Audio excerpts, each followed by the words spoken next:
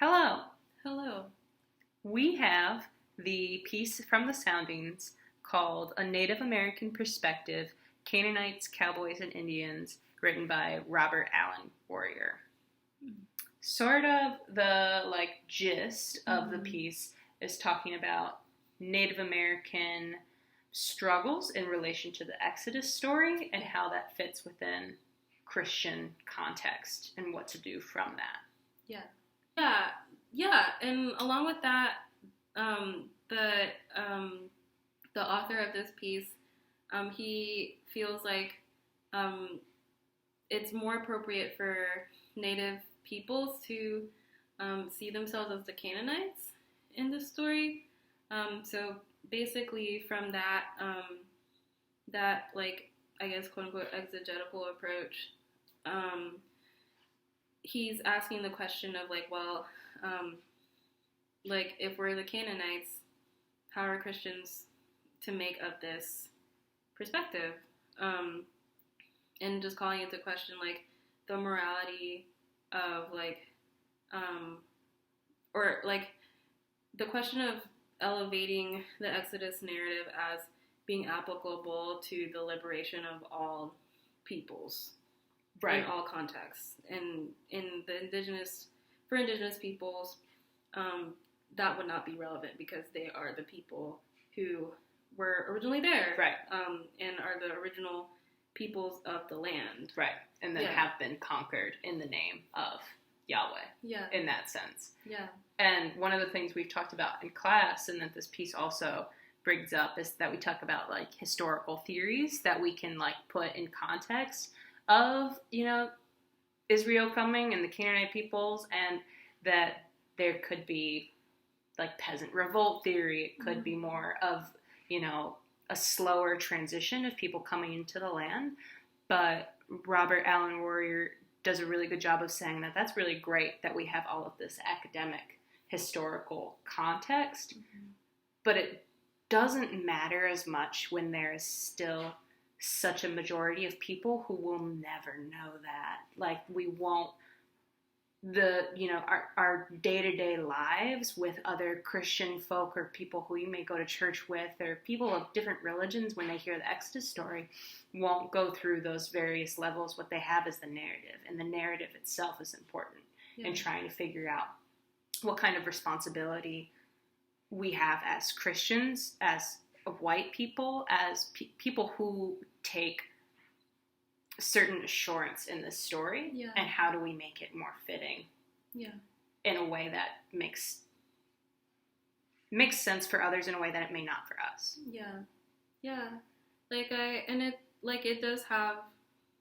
It does have practical implications, to ask the question about to think about the fact that people will only typically read the narrative and not question the narrative, and they may or may not try to investigate the historical, the historicity of the Exodus story.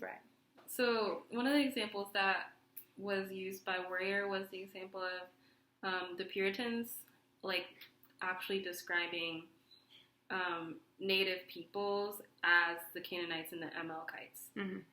And I'm sure that these Puritans didn't have any kind of access to the historical background.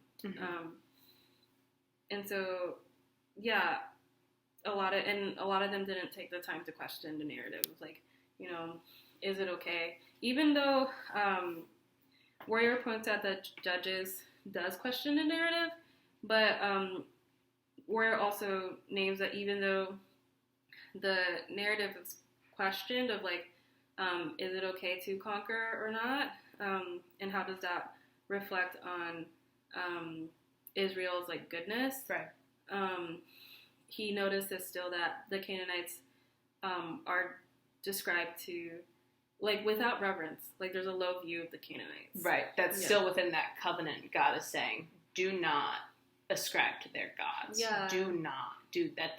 That's such an important part of the covenant that God makes with Israel, is not ascribing to the peoples who are in the promised land's beliefs before them. That they're total. He also mentions that there is no room for interreligious praxis, right? There's no room within the text of how could these people potentially work together, because within that covenant, God makes such a strong point of him or nothing, which has a lot of other layers to it.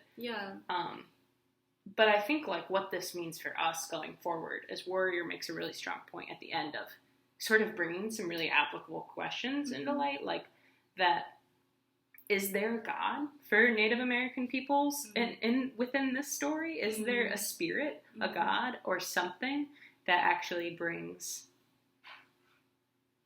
true purpose, you know, or true light, true hope within all of this? Those are big questions. Those are the big questions. Those are the big questions. Yeah. I don't think I have anything to add to that. Yeah. I think one other thing is that he says that, you know, our Christian responsibility in starting to have conversations around this struggle is starting with Exodus. Is starting here and listening and being within that dialogue. That he invites that conversation to happen within this narrative. Yeah. And I think that for us, like, we're already doing so much work in our classes to understand that the Bible isn't prescriptive and that it's not a rule book. It's so much more. It's like a collection of like poetry and histories and opinions and just ways of thinking about God. And so I feel like there is room for like Christians and Jewish people to ask questions and to continue the work of like trying to figure out who God is. That's word. It's a good word. Yeah.